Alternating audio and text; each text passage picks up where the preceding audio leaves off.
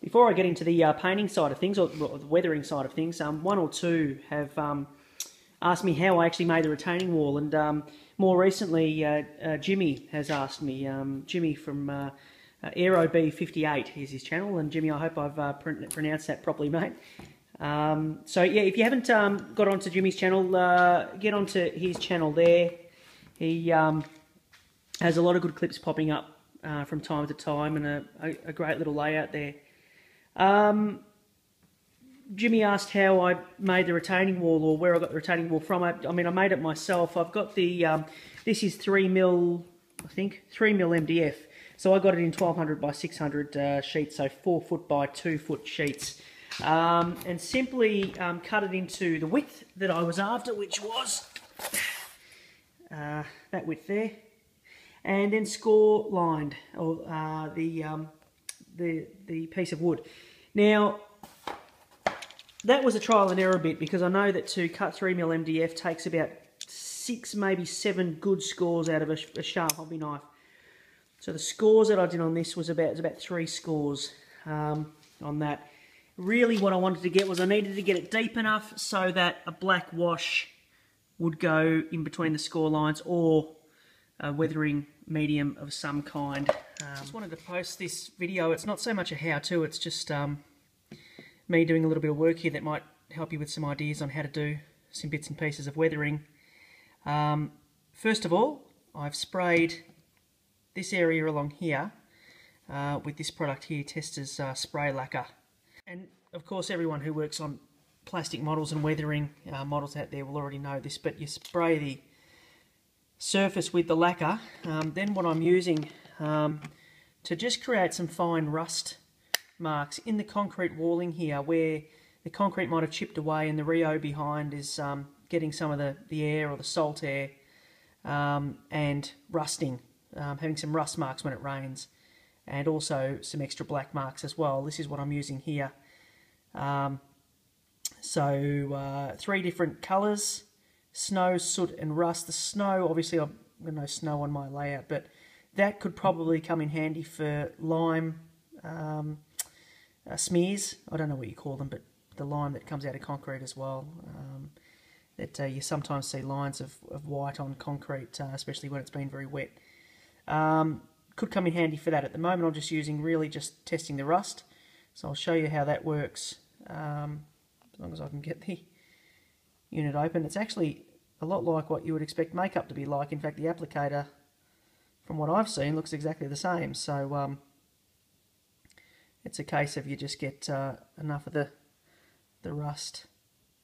It does have a brush, by the way, too, but it's not a very powdery substance. It's actually oil based, so it's hard to get the powder on there. So I imagine you'd have to break it up a little bit before you did that. But get some on the end of the tip there, and then what I'm going to do is, and it's just really random, but start off, say here. We'll say there's a chip in the concrete there.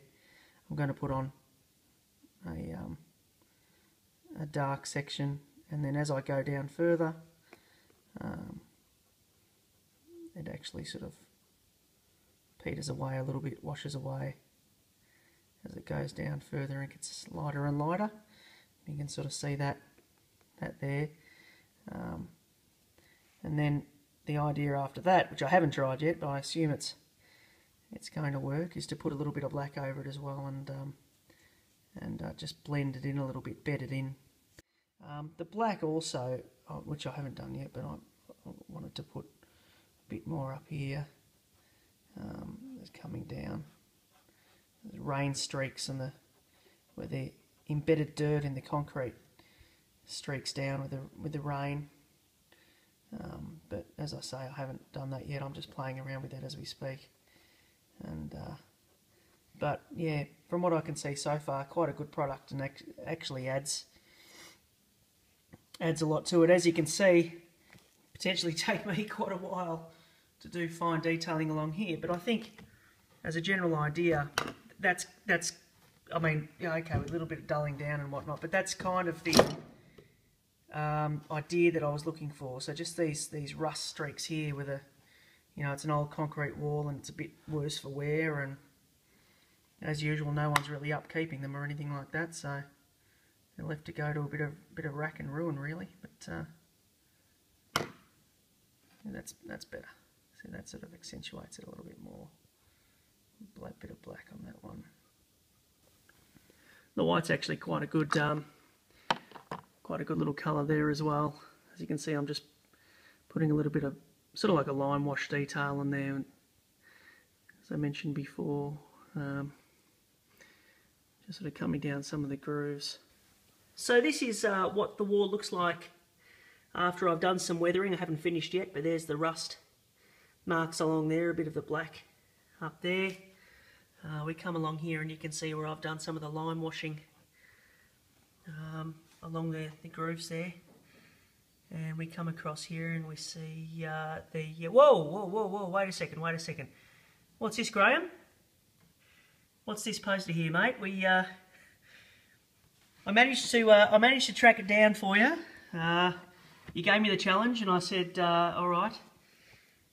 I said, stay tuned to see what happens. Well, I found a Cambridgeshire poster. I've probably said that wrong now, but there it is. I presume that's your one and the same area that you come from there. So now we can travel to Dave's layout. We can travel to Graham's layout there, and all the other Yorkshiremen that follow. Ian out there as well.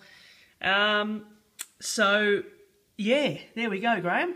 There's a poster up there for you. So hope you're having a bit of a chuckle at that. And the only payment I desire is a shout out on your next video. Actually, it was funny because when I was looking for these posters on the internet, it was amazing. I've obviously, being in Australia, I've never seen these posters or this ad campaign that they had to get more people moving around. Well, I assume to get more people moving around to the different areas of England or the UK by rail.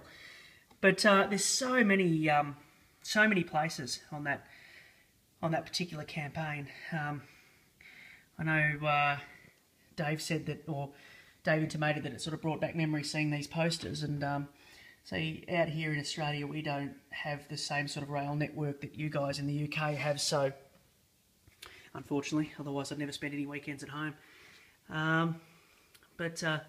So this is all sort of learning for me, and every time I look up these things on the internet or, you know, try to find something for my layout, I learn something else. And I know I have the eras and the times and everything a bit skew-whiff, a bit not quite right, if we should say, but it all adds a little bit of colour and fun, I suppose. There's the rust mark sort of side on. Actually come up quite well, I think. It's a really interesting product. I'm not sure how to say it. Tamiya paints, or weathering agents. These ones here, just for a quick flash. There we go. Now you probably noticed that I've got the American logo up there as well, which looks a bit out of place on the UK layout, but I was just giving it a run. That's my sound logo, and yeah, I've just continued a bit of the rust marks along there, and a bit of the white sections there as well. Good fun to use. I started doing a bit of the bridge that you can see there, roughing it up a bit, rusting it up a bit, dirtying it up. Don't know, not overly happy with that, but I think it's going to be a real layers thing. I've just got to keep going on it.